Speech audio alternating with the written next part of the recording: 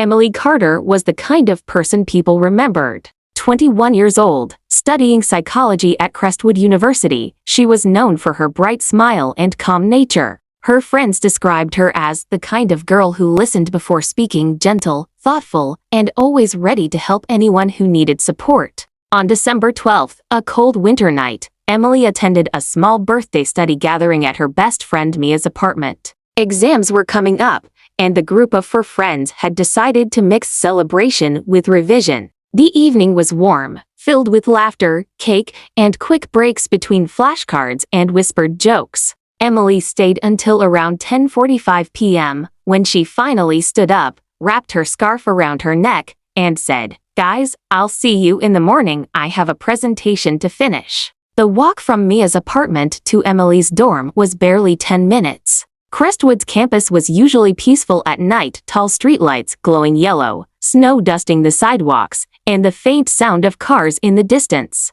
Emily wasn't scared. She had walked this path 100 times. But tonight was different. As she crossed the parking lot behind the science building, Emily felt something, a slow, rising discomfort. Footsteps. Not loud, just steady. She glanced back casually, trying not to appear nervous. A dark figure, hood up, walking several steps behind her. Maybe a student, she thought. Maybe someone going the same way. She picked up her pace just slightly. The footsteps picked up pace too. Her breath shortened. She reached for her phone and pretended to check a message. Her hands shook slightly, but she tried to keep her expression calm. She turned left toward the dorm's brightly lit, safe, familiar.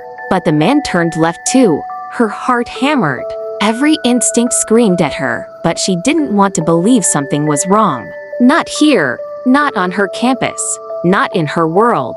That was the last moment anyone saw Emily conscious. The next morning, at 6:12 a.m., a groundskeeper named Harold Baker discovered her behind a maintenance shed near the university's west entrance. Emily was barely awake, disoriented, physically hurt, and trembling uncontrollably. Her clothes were torn, her hands bruised, and her voice cracked when she tried to speak. Harold immediately called campus security, who then called the local police. Emily was taken to Crestwood General Hospital, where doctors stabilized her. She was terrified, confused, and in shock. But one thing she was certain about: she repeated the same thing to every officer, every nurse, every person who asked. "Someone followed me. He grabbed me. I didn't see his face. He hurt me. Please find him." But from the beginning, the police response felt wrong. Two officers, older, stiff, expressionless, asked her the same questions again and again. "Were you drinking? Are you sure you didn't misunderstand the situation? Maybe you fell? Could it have been someone you know?" Every question felt like a blade. Emily realized, even in her traumatized state, that the people who were supposed to protect her didn't seem interested. A detective finally arrived hours later, but instead of urgency, he seemed annoyed, tired, rushed. Evidence collection was sloppy. No area was taped off properly. No SID team arrived for the next 3 hours. There were no follow-up questions, no comfort, no assurance. Emily wasn't just fighting the trauma of what happened. She was fighting a system that didn't want to hear her. The seed of injustice had been planted. For the first 2 days after the attack, Emily Carter barely spoke. Her body healed slowly, but her mind felt trapped in a fog of fear and disbelief. Mia and her parents stayed by her side, trying to reassure her, but Emily felt the weight of something deeper, a truth she had not voiced yet. "I don't think the police believe me." And she was right. Detective Raymond Holt, the officer assigned to her case, visited her on the 3rd day. He didn't sit close or speak softly the way trained officers do with victims. Instead, he stood with a clipboard in his hand, flipping through pages as if rushing to finish a task he'd been forced into. "You said the man was wearing a dark hoodie," he said. "Yes. And you didn't see his face?" "No. It was dark." "So basically, you can't identify anyone. That makes things complicated." Emily stared at him, stunned. Complicated. She had been attacked, violated, left in the cold, and this man was talking like she was giving him a mild inconvenience. Still, Emily held onto a detail. "There was a silver ring," she whispered, "on his right hand. Square shape. I saw it when he grabbed me, Detective Holt shrugged. Could belong to anyone. That was the moment Emily realized the truth. They weren't going to try. A week passed. No suspect. No sketch released. No campus alert. No warnings to protect other students. Emily's world grew smaller. People whispered when she walked through the halls. Some students avoided her, unsure what to say. Others spread rumors. She must be exaggerating. Maybe it wasn't an attack. I heard she was drinking. She wants attention. Every lie carved into her like a wound. She stopped going to classes, stopped leaving her dorm alone, stopped smiling. But everything changed the day she saw him. Emily had gone to the campus library to pick up notes from a professor. As she walked down the staircase, she saw a familiar hand, a silver square-shaped ring. The man wearing it was laughing with a group of friends near the exit. Her breath froze. That ring. That hand. That height. That voice. She didn't need to see his face to know. His name was Connor Hale, the son of Richard Hale, one of the wealthiest businessmen in the state and a major donor to Crestwood University. Emily immediately called Detective Holt. I found him. I found the man who attacked me. A long pause. Emily, you need to calm down. You can't make false accusations against someone without proof. I'm telling you, it's him. You're emotional. I suggest you rest.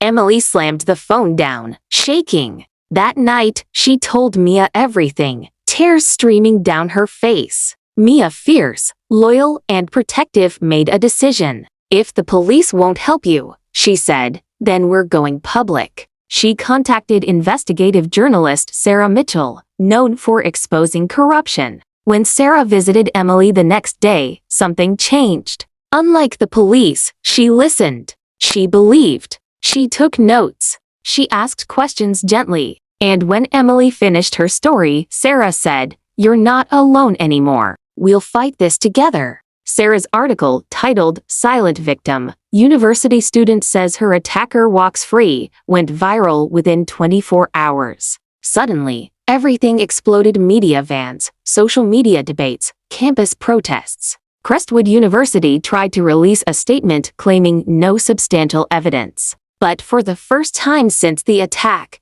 Emily felt something rising inside her: courage. The system might be broken. The police might be corrupt. But she wasn't done fighting. The battle had just begun.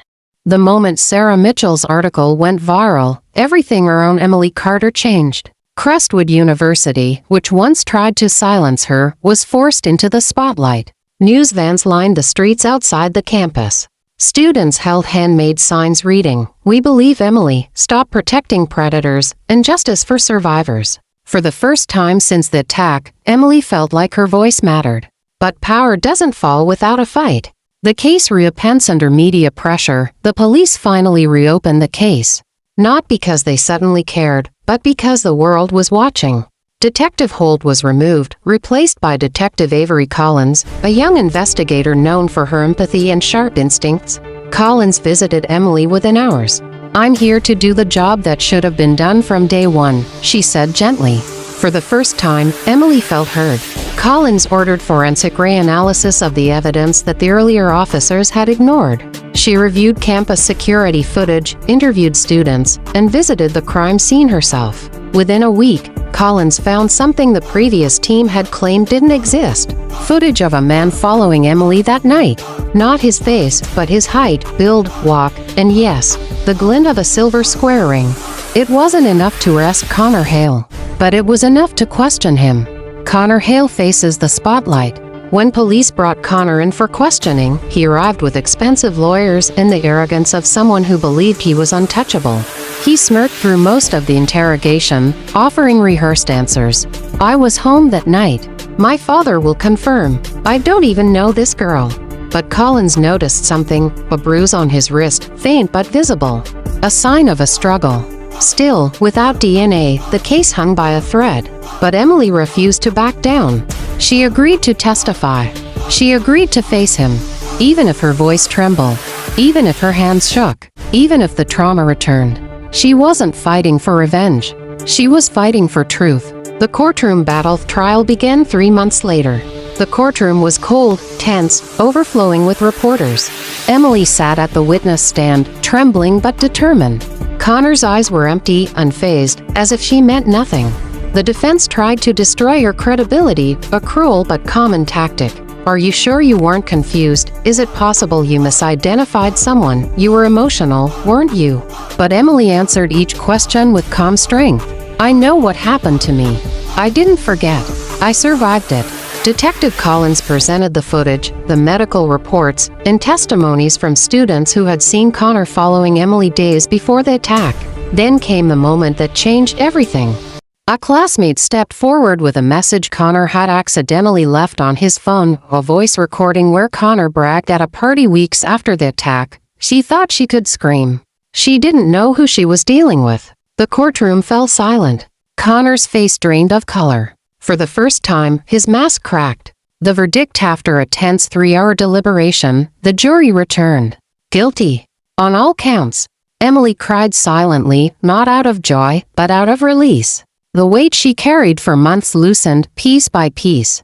Connor Hale was sentenced to 18 years in prison. His father's influence couldn't save him. Not anymore. A new beginning. Emily didn't move on. Trauma doesn't disappear, it transforms. But she found purpose. She launched the Carter Initiative, a nonprofit dedicated to supporting assault survivors, improving police procedures, and funding legal aid for victims who felt ignored, just like she once was. Her story became a documentary. Her courage inspired thousands. Her voice, once silenced, now echoed across the country. Emily Carter was no longer just a survivor. She was a symbol of strength, a reminder that justice may be slow, broken, or corrupted. But when one person refuses to stay silent, the world is forced to listen.